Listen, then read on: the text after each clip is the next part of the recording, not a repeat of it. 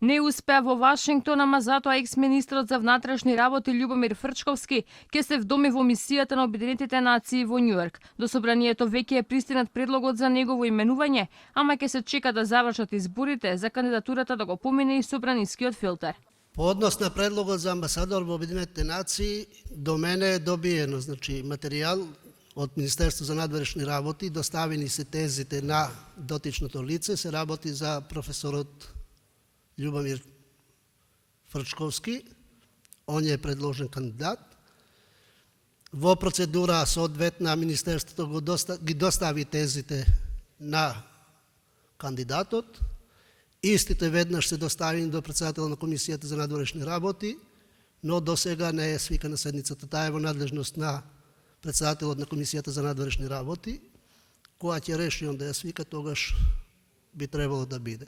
По 3 години на тегања, колку што и празно амбасадорското место, Министерството за надворешни работи го предложило Фрчковски како идеално решение за оваа позиција. Но што ги променило цврстите ставови на шефот на македонската дипломатија Буер Османи, кој пред само 7 месеци уверуваше дека објавите во медиумите биле шпекулација и покрај тоа што лично Фрчковски на неговиот Facebook профил се споделуваше честитки по повод неговото номинирање. Во ниту еден момент Министерството за надворешни работи нема спомнато дека има таков кандидат или нема или се повлекува.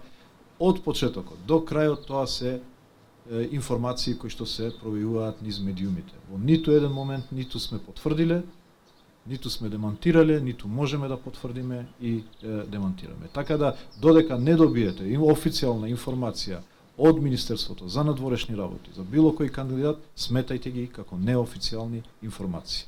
Обединетата македонска дијаспора веќе поведе цела кампања против Фрчковски за неговото именување, а надлежните институции ја прекинаа и постапката за неговото амбасадорско место во САД. Информацијата дека Фрчковски нема да замене за Вашингтон тогаш прв ја објави пратеникот Антонио Милошовски.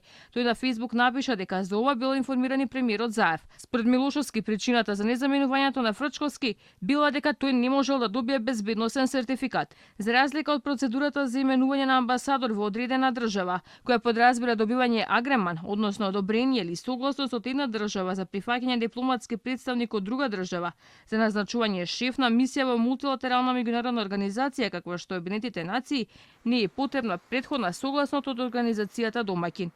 И додека се чека заменувањето на Фрчковски, пратениците ги прифатиле предлозите за амбасадорските места во Русија, Индија, Австрија и Италија.